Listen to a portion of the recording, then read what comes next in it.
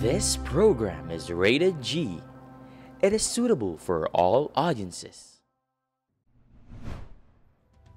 Magandang araw mga minamahal kong mag-aaral sa Grade 8 ESP. Ako, si Teacher Bob, magbibigay sa inyo ng kaalaman tungkol sa pakikipagkapwa. Dahil espesyal ka, espesyal ang kaalaman sa ESP dito sa Aral TV.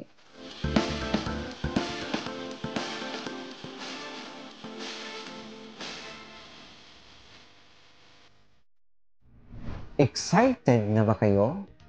Halina't sabay-sabay tayong matuto. Ihanda ang isipan para sa bagong kaalaman at ang ating puso para sa mas makabuluhang pakikipagkapwa.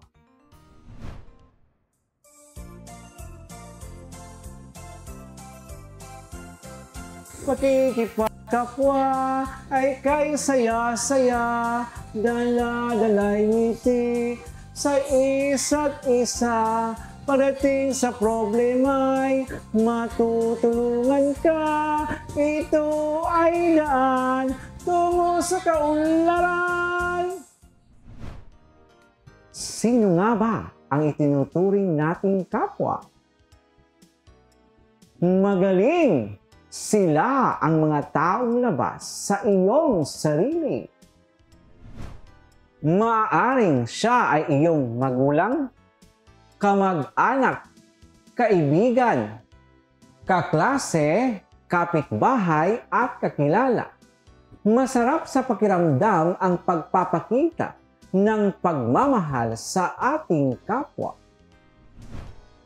Kapag mahal natin ang ating kapwa, kusa tayong nakakagawa ng mabuti at nagdudulot ito ng kaunlaran. Hindi lamang sa ating sarili, kundi sa buong sambayanan. Kaya't mas mainam na kilalanin natin ang ating kapwa ng mas maigi. Mga mahal kong mag-aaral sa ESP 8, mas malalim pa nating alamin kung sino-sino pa ang maituturing nating kapwa sa gawaing aking ibibigay. Ihanda ang sagutang papel at lapis para sa gawaing ito. Simulan natin! Hanapin at tukuyin ang 10 tao na maituturing mong kapwa gamit ang puzzle. Maaring ang mga titik ng salita ay pahalang, patayo, pabalik o padiagonal. Isulat ang sagot sa inyong sagutang papel. Bibigyan ko kayo ng 2 minuto na gawin ito.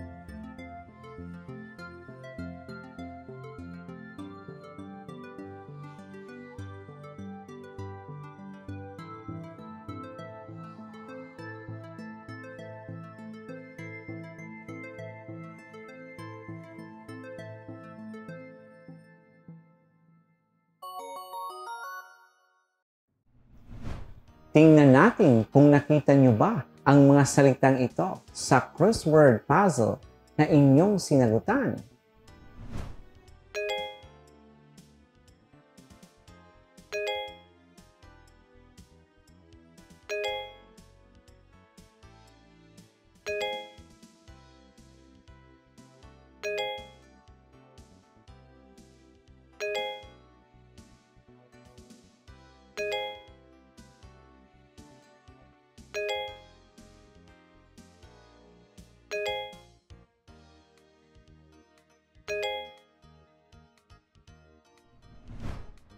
Nakuha niyo ba ang tamang sagot? Magaling! Maliban sa mga nabanggit kanina, sino-sino pa ang iyong itinuturing na kapwa? Sa inyong sagutang papel ay gumawa ng web ng inyong kapwa. Iguhit ang iyong sarili sa gitna nito. Sa paligid nito ay isulat sa loob ng bilog ang mga itinuring mong kapwa. Ang lapit at layo nito ay nakabatay sa iyong ugnayan sa kanila. Lagyan ng guhit na nag-uugnay sa iyo at sa iyong kapwa na napaglalaanan mo ng tulong o serbisyo. Gamiting gabay ang halimbawa na makikita sa inyong TV screen.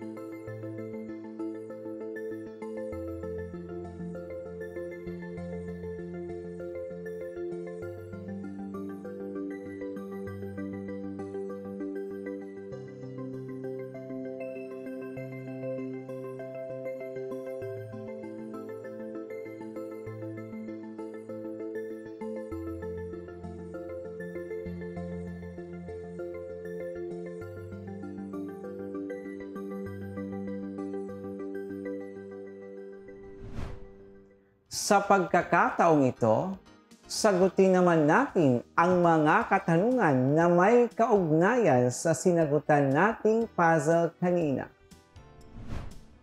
Unang tanong, ano ang bahaging ginagampanan ng kapwa sa iyong buhay?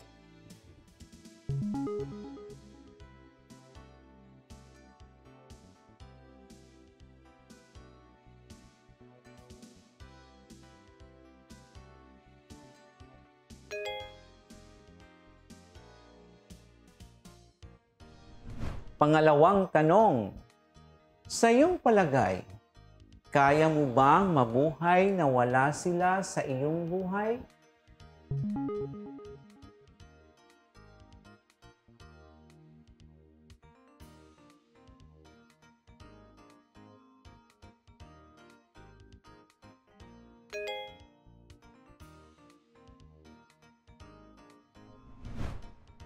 Tayo bilang isang tao ay mga social being.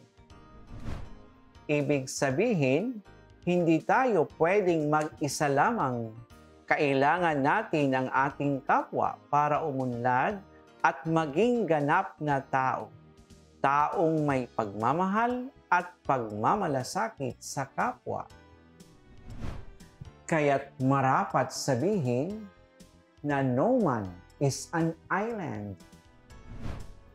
Upang mas lubos pa nating maintindihan ang konsepto ng kapwa, samahan niyo akong intindihin ang tulang pinamagatang ang pakikipagkapwa.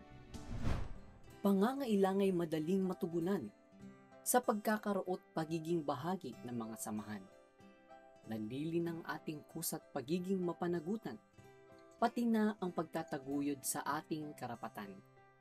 Huwag magpaapekto at magpakagalit. Kabutihang panlahat ang ating laging isaisip. Laging isipin na kapwa'y kapantay, katulad din natin. Sa bawat salita't kilos, iwasang makasakit, na kabubuti sa atin, sa kapwa'y gawin din. Kung ang kapwa ay minamahal ng lubusan, sa bawat pagkakataon tunay siyang paglingkuran. Ibahagi ang sarili, makipag-ugnayan ng makabuluhan. Kapanatagan, kaligayahan, at kaganapan, atin ngang makakamtan. Sana'y lubos niyong naunawaan ang nilalaman ng tula. Subukin nga nating sagutan ang mga tanong na may kaugnayan dito.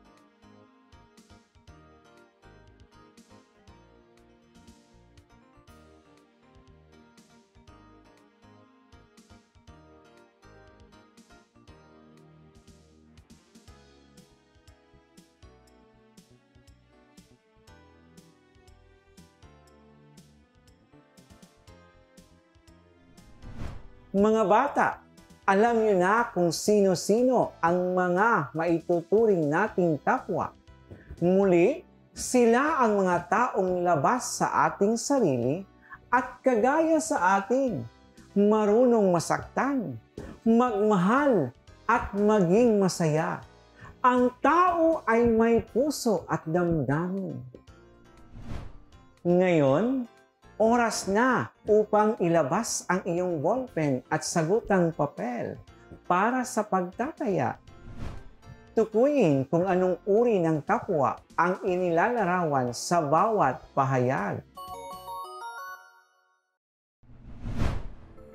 Unang bilang, nagsisilbing ilaw ng tahanan at tagapangalaga sa mga anak.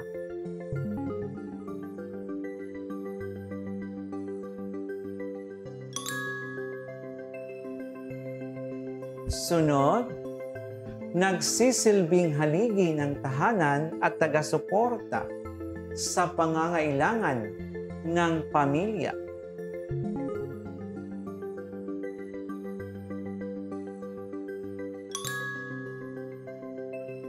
Pangatlo, isang tao na nagbibigay ng edukasyon para sa mga mag-aaral at nagsisilbing pangalawang mga magulang sa paaralan.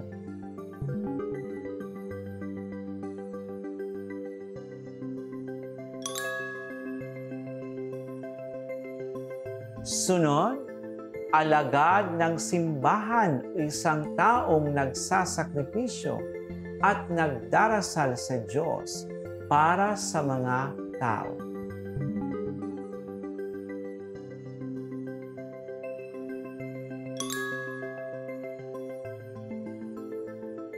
Panghuli, kumukuha ng mga medical na kalagayan, nagre-reseta ng mga gamot at ginagamot ang mga kondisyong medikal.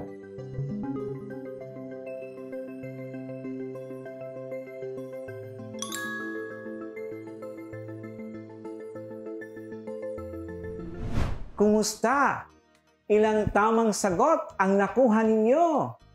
Heto ang karampatang antas sa bawat score na nakuha.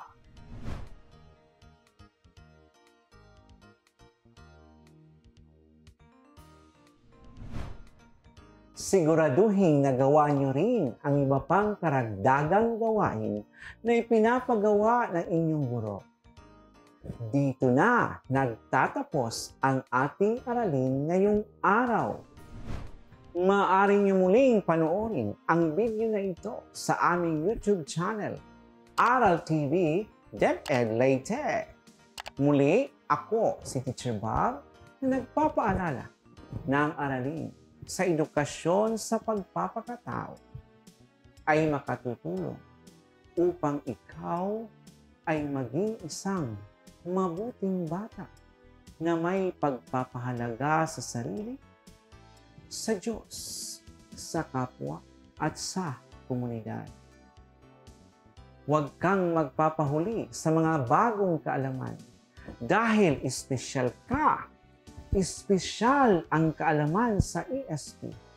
Hanggang sa muli. Paalam!